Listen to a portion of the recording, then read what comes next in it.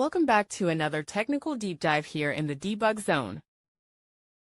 Today we're tackling a big question and breaking it down with insights from other users. Hopefully this clears up some misconceptions and helps you get the answer you need.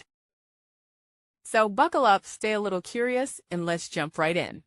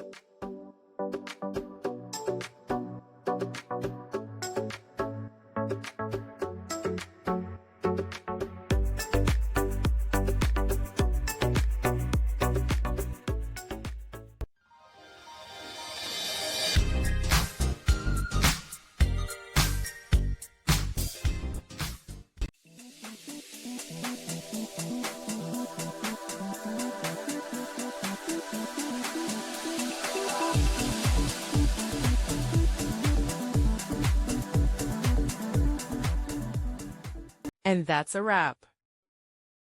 I hope you found the answer you were looking for. If you did, take a second to hit that subscribe button. It really helps out. And let me know in the comments which solution worked best for you. See you next time in the debug zone.